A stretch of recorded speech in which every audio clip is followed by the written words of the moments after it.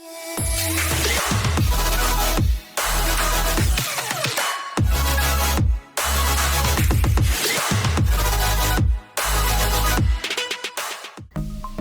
everybody, welcome back to the channel. For those of you who are new, let me get you caught up on what's been going on. So I got a kit car. It's a K1 Attack. It's from a Czech company, and it arrived a couple months ago, and we've been working strong. One of the biggest challenges is I don't have any written instructions. No, it's follow the instructions. Been doing a lot of research, just trying to figure things out as I go along.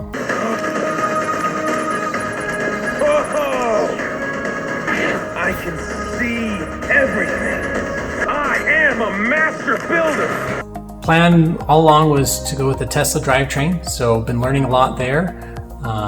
Got a Tesla motor, and last week got the rear suspension, so got that all installed, and now the task is trying to get it all in place and essentially design a frame. The kit car frame was not really meant to go with this drivetrain, so got to design a frame that will accommodate it, and so that's what we're going to be doing.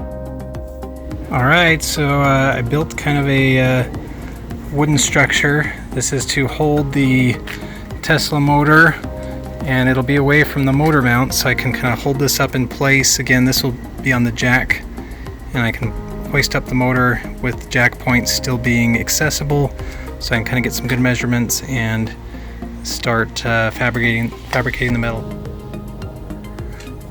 All right, so here's the support structure.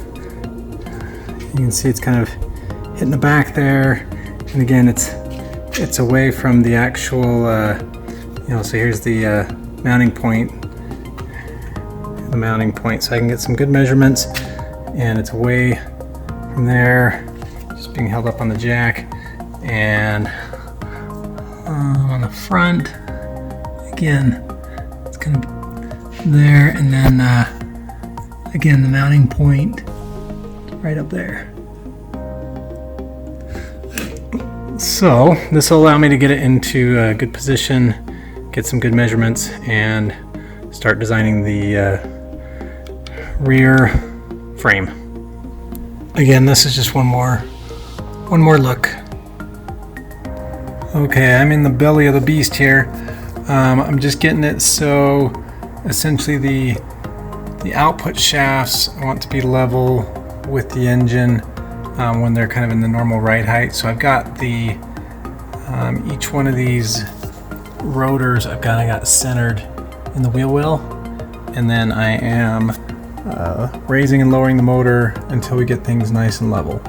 So I think I've got it dialed in as far as, like, I'll call it, the Z height. Like left to right, it still needs to go, I don't know, the motor needs to go that way. And then, but I guess front and back, I'll call that the Y-axis. We're good. So it's really just, it needs to come a little bit this way, and then we've got all our points kind of nailed down. We'll do some measurements and start designing. We are going a little bit sketchy here. I've got the jack stand. Basically, it was getting to be increasingly difficult to try and center the motor to the frame, because basically where the whole frame was on these jack stands, it wasn't centered to my lift. And so having a really challenging time trying to hoist things up and get everything centered when the frame wasn't centered. So got the jack there, kind of got the weight of the car off, and then we're just scooting it over about an inch or two, and then we'll make sure everything's centered left to right, and I think then we should be able to have it. All right, so I've measured like 5 times on each side, so I think I'm pretty good. Basically with the hub centered, I'm good with kind of in and out, left and right. The last thing I'm looking at is the motor itself is kind of leaning. I don't know if you can see, but like the mounting point is kind of just ever so slightly leaning that way, or is it that way? Anyway, so I've got to do a ratchet strap to kind of pull it back to where I want it, and then I think we'll have it. So we'll do all the measurements and order some steel and start fabricating and welding and all that fun stuff.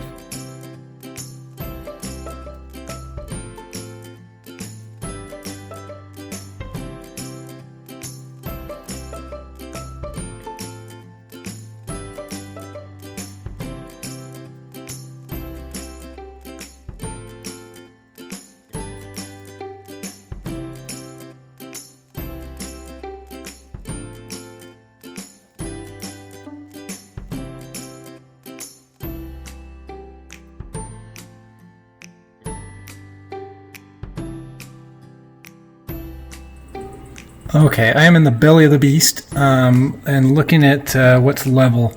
So the whole car is tilted just a little bit towards the nose, just because I have jack stands on the front and the back that aren't the same set. So the back ones are just maybe a half inch, quarter inch higher than the front. So the whole car is just leaning this way by about 1 degree. So the motor mounts, this one is pretty close to 1 degree. This one is just over 1 degree. The frame here is actually like at 2 degrees. So I'm going to go off of motor mounts. I'm going to go check the back ones and make sure they're at the 1 degree. And I'm going to say I've already made sure it's kind of level that direction. So I think that'll be the last final piece, and then we can do the measurements and order steel, design up the frame. Okay, super close. Again, dimensions, up and down we're good, left to right we're good, front to back we're good. Now we've got rotational this way, and that's pretty good. So this side's a little more rotated than this side, and also kind of this direction, so the whole motor in this direction. Again, so I'm going to use my car jack here, jack this up. I'm going to use like just some metal washers or whatever to kind of put it in there. This back corner just needs to go up. It's going to balance everything out by about 1 degree. That's all we're off. So we're going to do that and then call it good.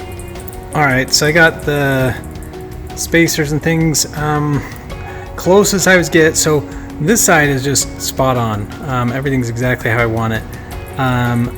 This side, again, we're spot on, like XYZ.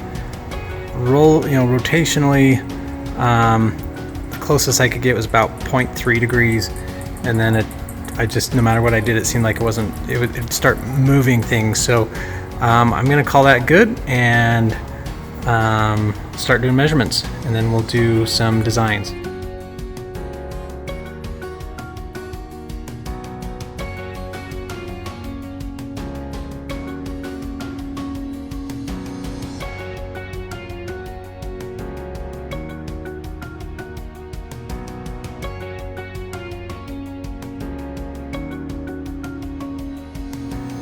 Here's the frame that I modeled, at least the back section, as well as the Tesla subframe. And so I've actually got it positioned in the same position I have in the car right now. So I've got the XY height, the height and the offset here.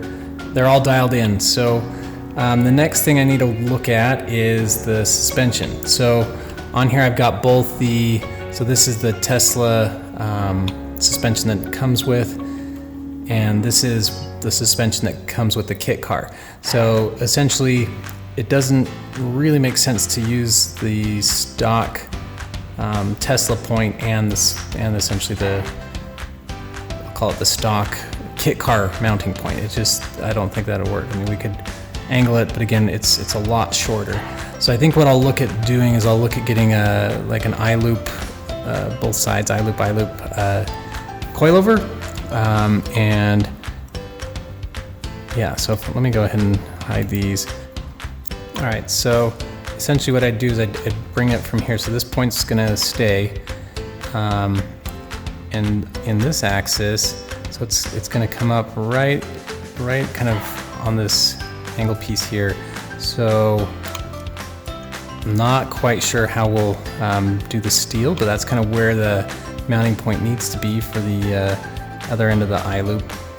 So, and essentially it'll go from here over to here. So I want it to also give it a pretty decent angle so that I can put some pretty beefy tires on. But that's kind of the plan. So next is shopping for springs or coilovers, kind of see what the best fit is. And also, again, tires, offsets, widths, diameters, all that. So we'll keep you informed.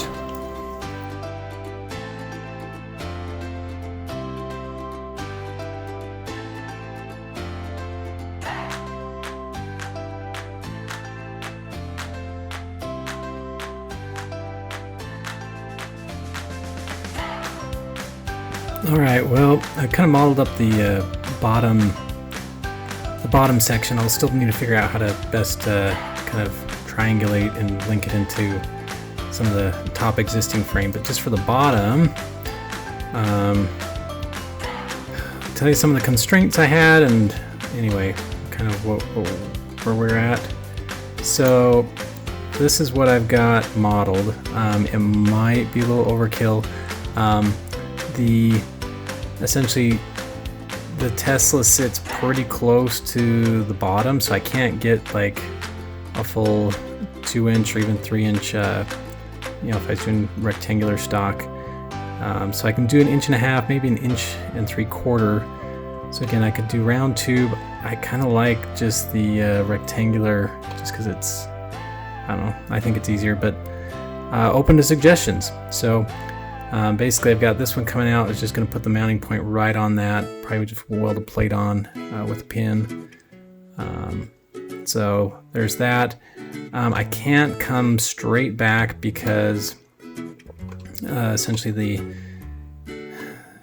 see if you can see this here, but this control arm is going to have room to go up and down. So I can't just come straight back from here to this other mounting point.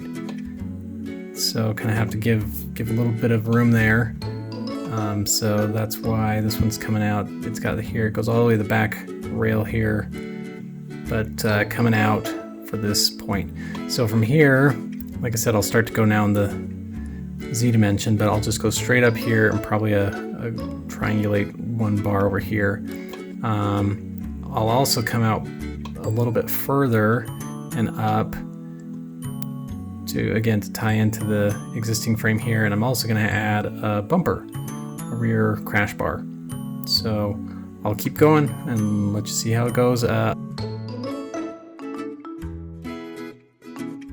Alright, so we've got most of the frame here modeled up. So again, the bottom, again, it's a little bit busy, but I'll run some analyses and see if we can remove any of that, or if we need to strengthen any of it. But then I've got this coming up from the back side, well, before that. So I got these little supports going up to the motor mounts.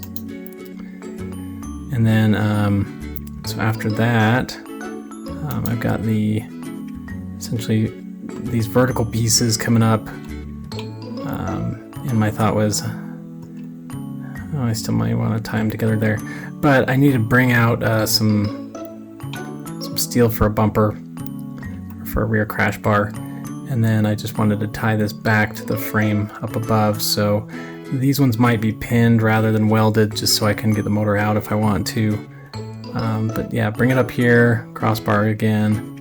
Again, I may want another crossbar here, but that's kind of what it looks like. I've got to put in some mounting points here for the shock, so it's going to go from here to here. So I'll look at coilovers, and again, my thought was just do an eye loop on both ends, but we'll see what it looks like.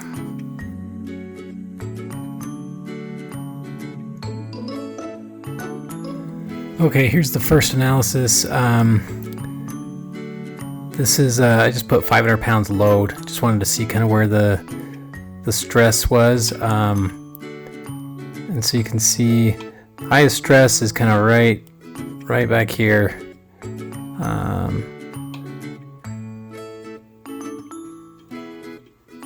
But everywhere else, so this doesn't look too bad. In here actually looks quite good, pretty even. This one doesn't look like it's doing much, so I don't know, maybe don't need that one. And then up here, again, it's pretty well supported all through here, so again, that looks not too bad.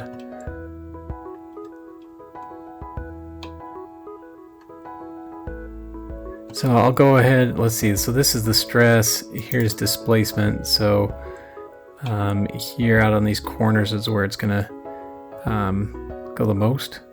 So let's see, looks like, if I'm reading this right, we've got 2 millimeters of deflection just under its own weight. So again, I'll throw some forces, some more dynamic forces, so kind of going this way in acceleration or braking or quartering, and just again see how things hold up if we got some other high stress points.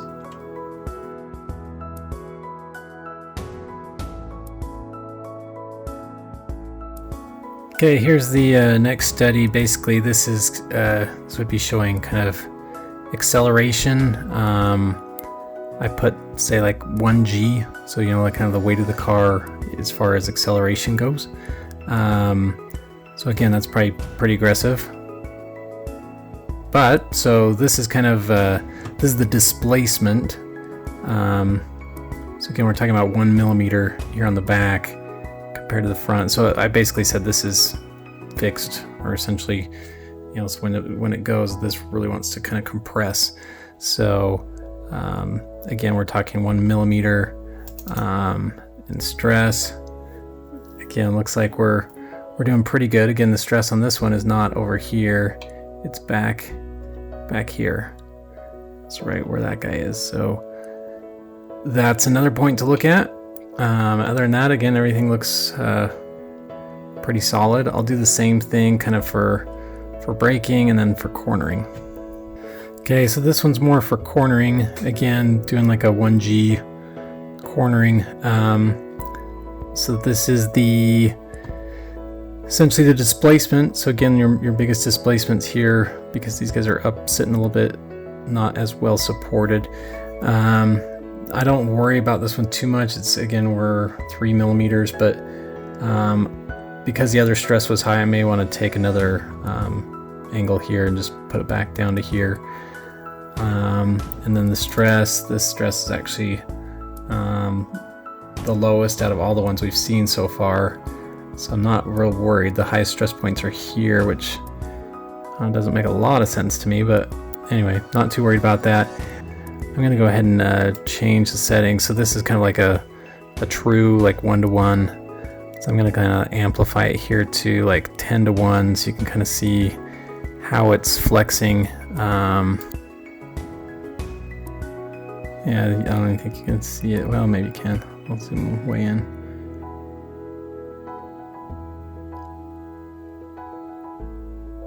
So essentially that's how it's being stressed and displaced.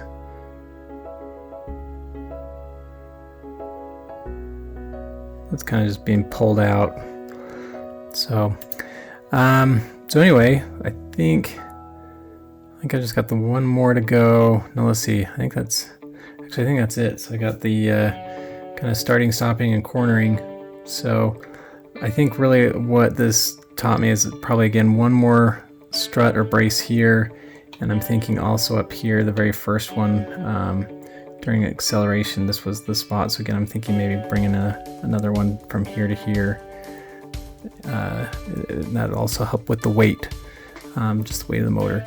I'll run this by a few people because I'm sure there's better geometry that I could do. Also, this middle brace doesn't look like it's doing much. I might run these again without it. But yeah. All right, well, I'm going to keep modeling, doing more of the CAD work.